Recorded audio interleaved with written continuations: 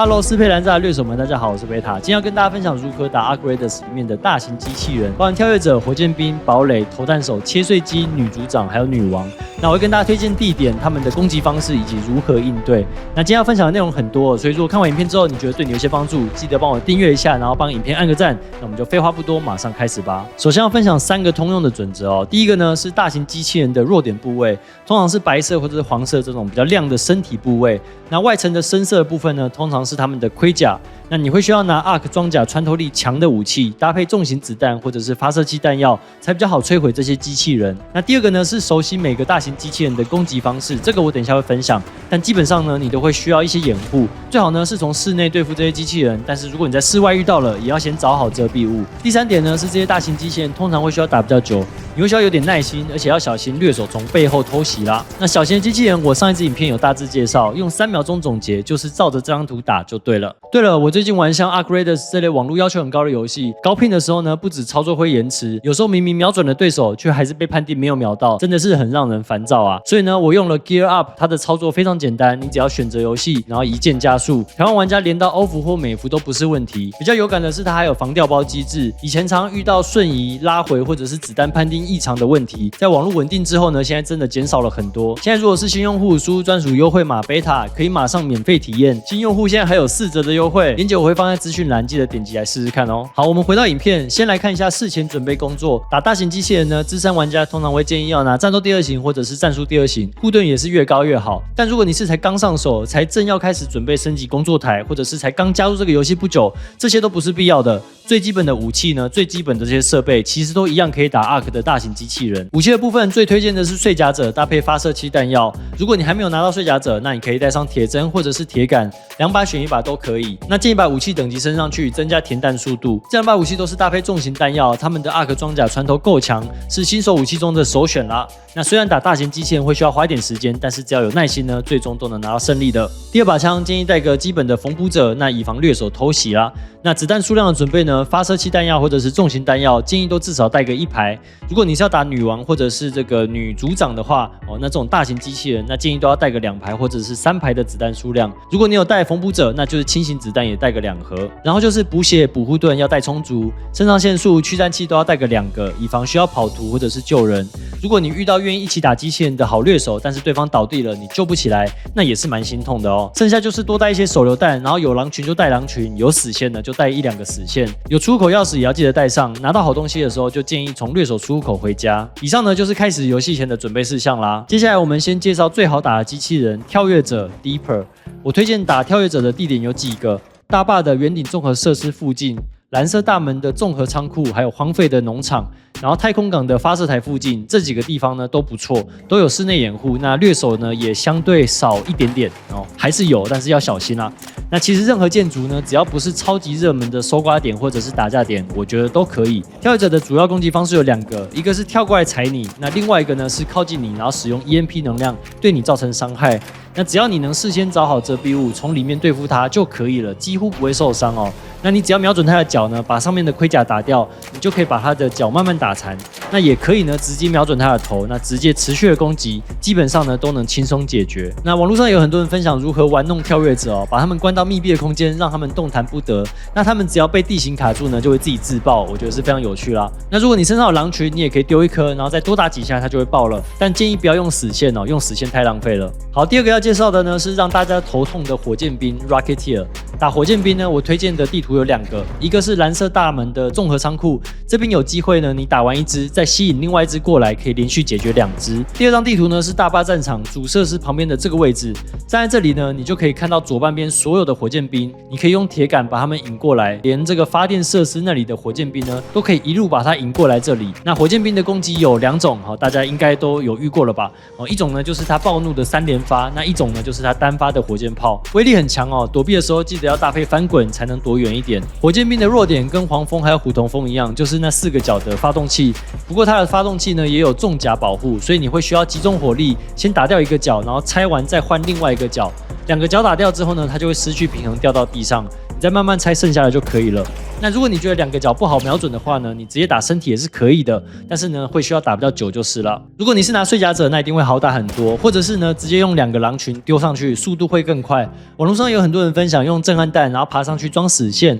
或者是用扣钩爬上去装死线之后呢，再用扣钩赶快离开，都是很有趣但是很高风险的玩法，大家有机会一定要试试看啦。第3个要介绍的就是堡垒 Bastion。打堡垒的地图，我很推荐蓝色大门的这个点位，你只要进入大门，沿着右边的墙壁直直走，你就会遇到一个洞啦。躲在这个洞后面，你就可以对付堡垒，也比较不用担心其他掠手的攻击。那堡垒的方式非常简单，它就是扫射一下，停一下，然后无限循环。你只要在中间呢抓住它的停顿点去攻击它就可以了。那靠近它的时候呢，也要小心 EMP 的攻击啦。堡垒的弱点是它膝盖上面黄色的这些部分，你只要持续的攻击，它就会腿断掉。那它腿断了之后呢，它就会晕倒，然后晕一阵子，你就可以持续的对它扫射，那无情的攻击它，那打它的膝盖或者是直接打它身体，其实都能轻松解决它啦。建议多带一些手榴弹，小颗的其实就都很好用了。那补充一下因为从这个洞打堡垒的时候，烟雾可能会有点大，所以可以带个火焰弹，比较好看到它的身体啦。第4个要介绍的是投弹手 Bombardier。打投弹手呢，建议要到埋藏都市。停车场和玫瑰广场都会出，那我首选呢是停车场啦，因为玫瑰广场那边的掠手其实还蛮多，而且也蛮会打架的。投弹手有2个攻击方式，一个是靠无人机的指引发射飞弹，或者是看到你直接发射飞弹；